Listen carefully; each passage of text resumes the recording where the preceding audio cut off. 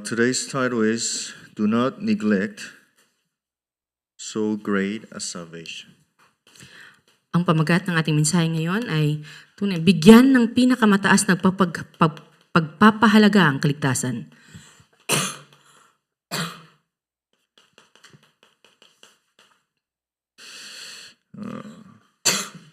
We read Hebrews chapter 2, verse 1 to 4. At binasa natin, makikita sa mga Hebreo 2:1-4. We're living in a time when the gospel is becoming less value, right? Tayo ngayon ay namumuhay sa panahon kung saan ang gospel ay wala nang pagpapahalaga. Hindi na natin pinapahalagaan. And also, we're living in a time that there's a lot of different ideas. At tayo ay namumuhay din sa panahon kung saan napakaraming iba't ibang mga ideya. Also, different beliefs. Iba't ibang paniniwala. And not only this is taking place, but also a lot of spirituality is being spreading. At iba't ibang mga parang nakaayon sa espiritu na nangyayari ngayon. And different types of healings also are spreading more and more. At lumalaganap ang iba't ibang klase ng pagpapagaling. This means that people are looking for this. That's why this is growing more, right? Kaya nangangahulugan ang mga tao, ito ang hinahanap. Kaya ito ay patuloy na lumalaganap. The basic principle of economy is demand and supply, right? Kung titingnan natin ang pinaka-pundasyon na prinsipyo ng ekonomiya ay ang demand at pangangailangan at ang supply. In other words, what people demand, people supply, right? Kung ano ang pangangailangan, ito ang dapat nating ibigay. If this is spreading, it means that people are suffering spiritually. That's why it's a spiritual problem. Kaya kung titingnan natin kung ito ay patuloy na lumalaganap, ibig sabihin na ang tao ay nasa tunay na spiritual na problema. Then we should not ignore this, right? Kaya hindi natin dapat itong ipagwalang bahala. That's why God is telling us today that He gave us His love. Kaya sinasabi sa atin ng Diyos ngayon na binigay niya sa atin ang kanyang pagmamahal. And His love is through who? Through His Son. At ang pagmamahal na iyon ay sa pamamagitan ng kanyang anak. And what He fulfilled through His Son as the Christ is the fulfillment of pure gospel. At ano ang kanyang tinupad sa pamamagitan ng kanyang anak? Ang purong gospel. God does not need someone to love. Hindi kailangan ng Diyos na ibigin ang sinuman. He doesn't need an object to love. Hindi niya kailangan ng isang bagay na iibigin. He Himself is love. Pagkat siya mismo ang pag-ibig. That's why He can send His Son to die for us. Kaya kaya niyang ibigay ang kanyang anak para mamatay para sa atin. Right? Can you love your enemy? Kaya mo bang mahalin ang iyong kaaway? Maybe. Baka? But God is not that. Ngunit hindi ito ang ibig sabihin ng Diyos. That's why we need to understand what salvation did Jesus Christ fulfill in our life. Kaya dapat nating maintindihan kung ano ang kaligtasan ang tunay na ginawa ng Diyos para sa ating mga buhay. That's why the book of Hebrews shows us very, very clearly who is Christ. Kaya sa libro ng Hebreo, pinapakita dito ng klaro kung sino si Kristo. The more we understand who is Christ, we understand that salvation is purely from God. At kung tunay nating mauunawaan kung sino si Kristo, mauunawaan natin na ang kaligtasan ay nanggagaling lamang sa Diyos. In this, you need to take deep root. At dito dapat tunay tayong mag-ugat ng malalim. Then this will save your generation, the church, and the place I am. At ito ang magsasalba ng iyong henerasyon, ng simbahan, at ng lugar kung nasaan ka ngayon. That's why the first point is do not neglect this amazing salvation that God has given to us. Kaya ang unang punto ay huwag mong ipagwalang bahala itong napakadakilang kaligtasan na ibinigay ng Diyos sa atin. We can see that in Hebrews chapter 2 verse 3. At makikita natin ito sa mga Hebreo 2:3.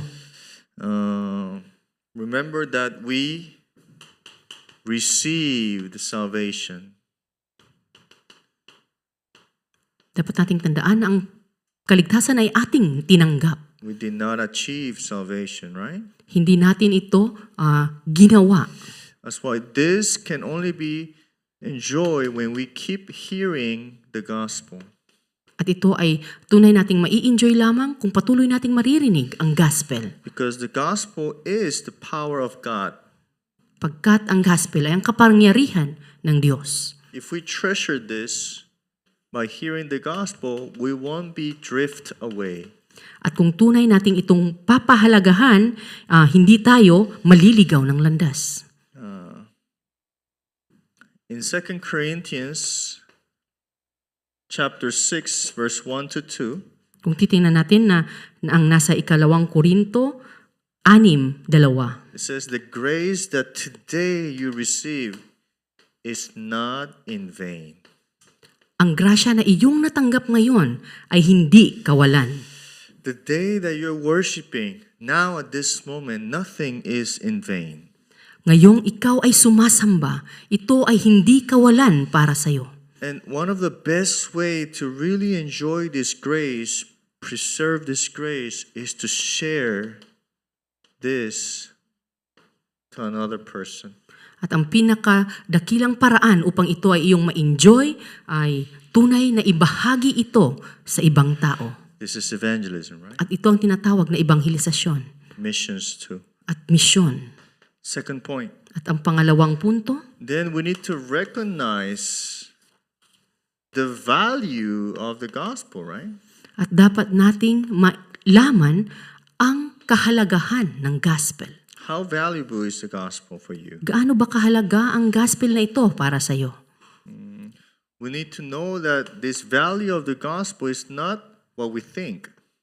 Dapat nating maintindihan na ang kahalagahan ng gospel na ito ay hindi naaayon sa ating iniisip. It is the covenant. Ito ay ang pangako. And within this, you have true freedom At sa loob nito, mayroon kang tunay na kalayaan. and also deliverance. At ikaw ay tunay nang nakawala. Remember again, the gospel is what? Power of God that saves us. Dapat nating maalala na ang gospel ay ang kapangyarihan ng Diyos. You don't need to convince anyone to believe this. Hindi natin kailangang pilitin ang ibang tao na ito ay paniwalaan. Do you truly believe it? Tunay mo ba itong pinapaniwalaan? Have you not experienced that even though this person seems like he's not going to believe, later on, God gives the exact time. Hindi mo pa nararanasan na sa tingin mo ang taong ito ay parang hindi siya maniniwala. Ngunit sa tamang panahon na ibinigay ng Diyos, siya ay naniwala. Then you realize it's not our own will. Kaya dito mapapagtanto natin na hindi ito naaayon sa ating sariling kagustuhan. You need to now take this. At ito ang dapat mong panghawakan ngayon. Accept that.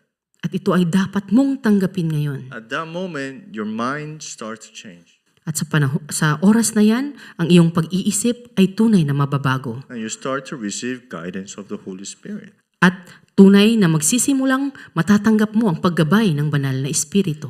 Waiting is not doing anything. Ang pag-aantay ay hindi ibig sabihin na wala kang ginagawa na kahit ano. Waiting is knowing that God will work. Ang pag-aantay ay ang paniniwala, ang pagkaalam na ang Diyos ang siyang gagawa. That's why remember, your salvation was completely fulfilled by who? By God alone. Kaya dapat mong maalala na ang iyong kaligtasan ay tunay na ginawa ng Diyos. That's why the third point is fix your eyes to who? To Christ. Kaya ang pangatlong punto ay ituon ang iyong mga mata kay Kristo. And deeply root down in this gospel. At ikaw ay tunay na mag-ugat ng malalim sa loob ng gospel. How deep should it be? Gaano ba ito dapat kalalim?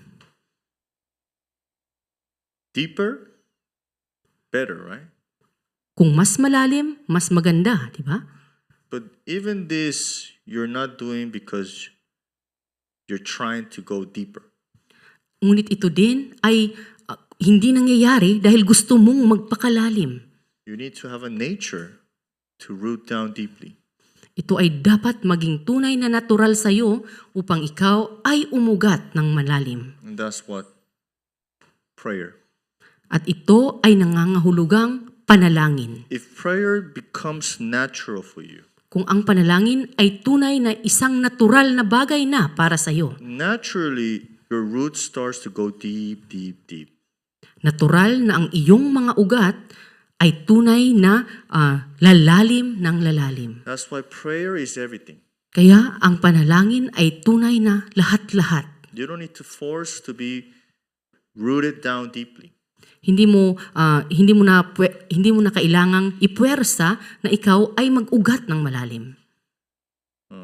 Naturally, while you're in prayer, you start to know that roots are deep when problem comes.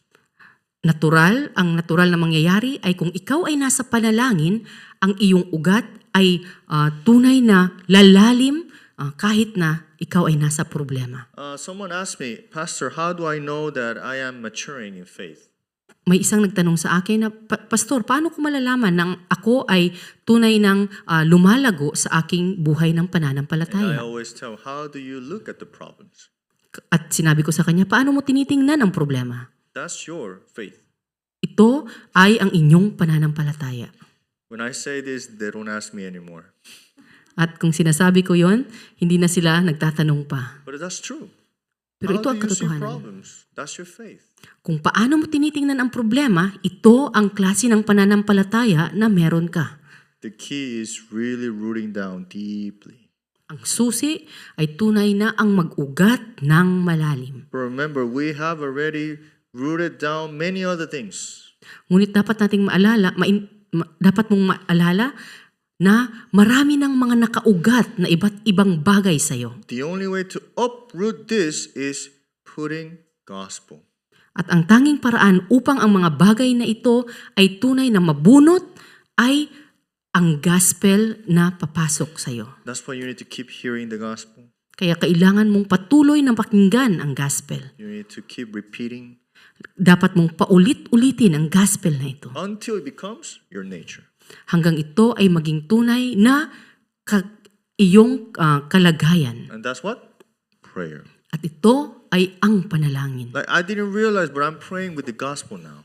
Hindi ko napagtanto, ngunit ako ay nananalangin na ngayon na patungkol sa gospel. You're witnesses of that, right? At ikaw ay isang saksi dito. Just look at ourselves before what we used to pray for. Kung titingnan natin ang ating sarili, dati ano ang aking pinapanalangin? God, may today be a good day. Panginoon, sana ang araw na ito ay maging magandang araw. God answers that too, right? Sinasagot din yan ng Diyos. But now what prayer do we have? Ngunit ngayon, anong klase ng panalangin ang iyong meron? Triune God, fill me with your power today. Ang Trinidad na Diyos, ako'y puspusin mo ng iyong kapangyarihan ngayon. Let me see your plans in every meeting. Bigyan mo, patnubayan mo akong makita ang iyong plano sa bawat pagkikita na mayroon ako. Open my spiritual eyes. Buksan mo ang aking espiritual na mga mata. You see how prayer changes when you keep putting the gospel as your roots? Nakikita mo ba kung paano nagbabago ang iyong panalangin pag ang gospel ay patuloy mong ginagawang ugat para sa iyo? Then the question is, how can we help one person to go to that journey? Ang tanong ngayon, paano ko matutulungan ang isang tao na tahakin ang paglalakbay na ito? Well, how? Paano? Just think of yourself. Tingnan mo ang iyong sarili. Where were you always? Nasaan ka palagi? Worship. Nasa pagsamba. In the Word. Sa salita. That's the key. Ito ang susi. If that doesn't start, nothing would take place. Kung hindi ito magsisimula, walang mangyayari. And if God works, it doesn't matter when now. Kung tunay na gagawa ang Diyos, hindi mahalaga kung kailan. That's why I really bless your name, Jesus Christ, that the greatest thing that God has given to us is salvation. Pinagpapala ko kayo sa pangalan ni Jesus na ang ating tunay na pinakadakilang matanggap ay ang kaligtasan ng Diyos. That's why we need to take deep root in the gospel. Kaya dapat tunay na tayo ay mag-ugat ng malalim sa gospel. It is so valuable because it's so valuable, we share this to another.